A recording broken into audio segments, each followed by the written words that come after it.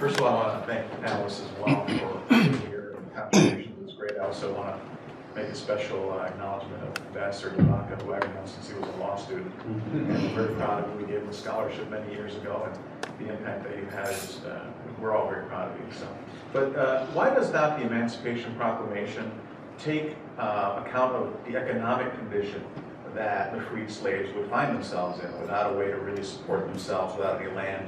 Why did the president not perhaps use his military powers to expropriate land that was formerly the slave owners and apportion that to the slaves, the former slaves, so they could actually economically support themselves? One would think if that had happened, the descendants of slaves today might actually have had property and wealth that they could have passed on. Why did that not come into the equation, or did it, and was it just discarded? Well, there's a yes and no. There's a yes and no. Yes, there was confiscation of property. In fact, there were 2 confiscation acts passed by Congress. And there was, I mean, the best evidence of their confiscation is just across the Potomac. Arlington. That was Robert E. Lee's home. And that was confiscated by the federal government. And not only was it turned into the National Cemetery that we know today, but also a fugitives camp was set up there called Freedom City. I want you to roll the irony of this around in your mouth. This is the property of General Robert E. Lee, and smack right there on the property is Freedom City, all right, providing a shelter for fugitive slaves. So there is confiscation that does take place, and for all that we know, it might have gone even still further. By the end of the war, even a general as dyed-in-the-wool racist as William Tecumseh Sherman was willing to sit down and issue a special field order number 15 for the division of captured lands, 40 acres and a mule. That's the origin of that. So why doesn't this go forward as an economic benefit? Well, the answer lies not in this Lincoln-related site, but in that other Lincoln-related site down at 10th and F. And that is Ford's Theater. Because Andrew Johnson, when Johnson succeeds Lincoln, Johnson turns everything around, issues pardons, some 12,000 pardons to former Confederates, restoring them to their property, dispossessing slaves who thought that they were going to be owning property, and setting the work of emancipation nearly as far back as Lincoln had taken it forward. So it's not a question of what did Lincoln do. It's the question of what did John Wilkes Booth and Andrew Johnson do. And if there are 2 villains in the drama here, they are my first nominees for the Golden Duck Award. I think what I would add to that as well is that I think you're also putting up against a very fundamental value, and that's the sanctity of private property. And I think even as you get to Reconstruction, the issue of confiscating the land, property owners, and giving them to other people is a step that's very difficult for Congress or anyone to take.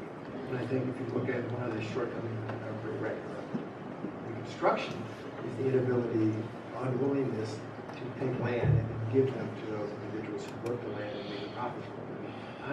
I often talk to my students about the importance of this issue and the idea of the safety of private property. It still is very strong in our society today.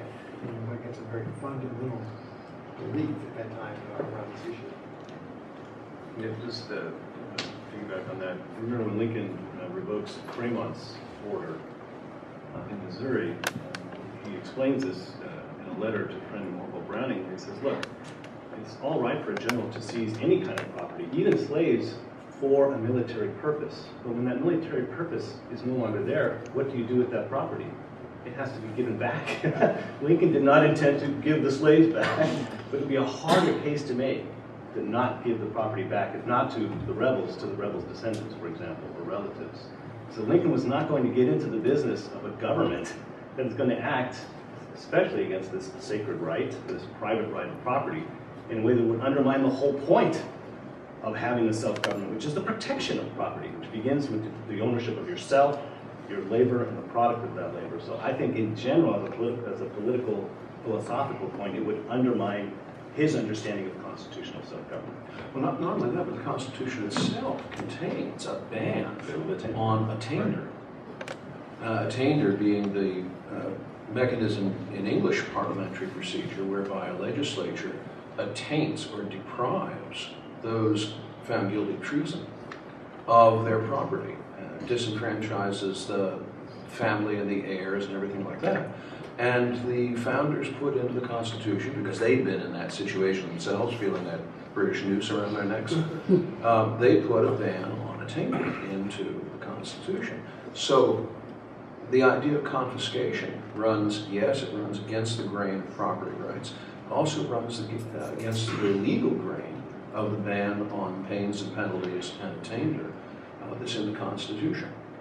And I think ultimately there was understand what a confidence there was on the part of many of the emancipationists. They really believed that once black people had ownership of themselves, that was really all that they needed. I mean, this is in America in 1860, which is still in America, where your average factory employs 14 workers. It's a very small scale, small producer, entrepreneurial society. Lincoln himself started out with nothing, no land at all. And look what he makes of himself. So the feeling was that we don't need to confiscate property. All we need to do is strike off the shackles of bondage, and a free people will step forward and provide for themselves. That was optimistic. It was optimistic because they had not envisioned black laws, codes, Jim Crow, and everything that was packed into those black codes and those black laws after Reconstruction was aimed at depriving black people of access to property. I mean, what did white Southerners fear? They feared that if blacks obtained economic clout, that would be the end of their regime. And of course, that is what eventually brought it down. Because look at the people who were active in the civil rights movement in the 1950s. They are representatives of a black middle class which had acquired that kind of political clout that made boycotts in Birmingham and Selma really scare the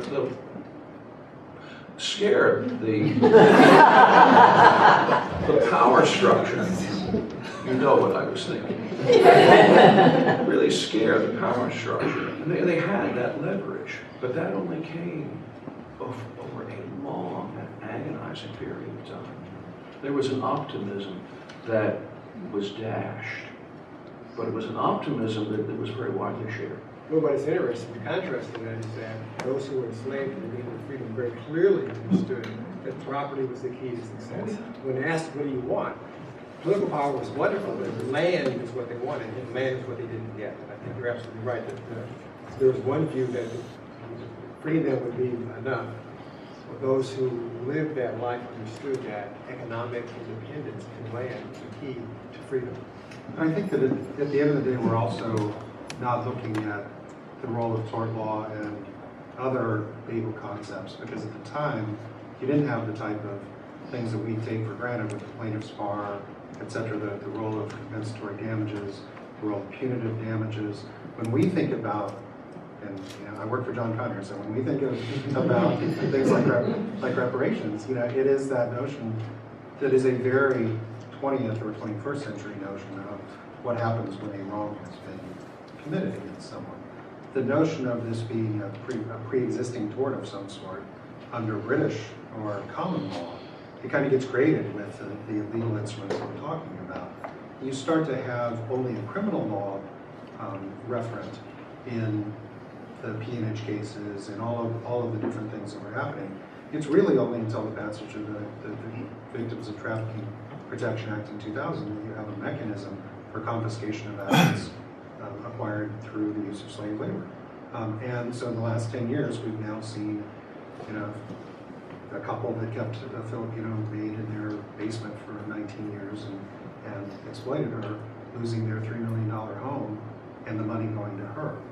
That's what I think we would all like to see when we look back 150 years. Better late than never, it doesn't really apply here, but I think that going forward, this is something that we're not only now testing in the context of the modern way of thinking about tort and the modern way of thinking about asset confiscation, whether it's through criminal forfeiture or civil forfeiture, but also having those conversations with other countries. Probably the most pressing conversation that we're having is with the Brazilians, because that's where it's happening the most. The plantation owners who would have their property confiscated and given to the workers who are enslaved there happen to be in the Senate, and they keep blocking the legislation. So, I think that it's something that we see, kind of in the 2012 or 2013 context. As we look back 150 years, it's hard to figure out how we can graft some of our concepts of compensatory justice onto those legal structures. But certainly going forward, we do need to see this as one of the remedies for people who continue to be enslaved today. I would add that you're right, the legal system may not embrace that then, but again, if you look at the narratives, that's why the words are so interesting. Those who were enslaved very, very clearly understood it was their work, their back efforts, their contributions that made the wealth. Lincoln understood that, Yes. second inaugural. Yeah. And their belief was that, in fact, we earned this.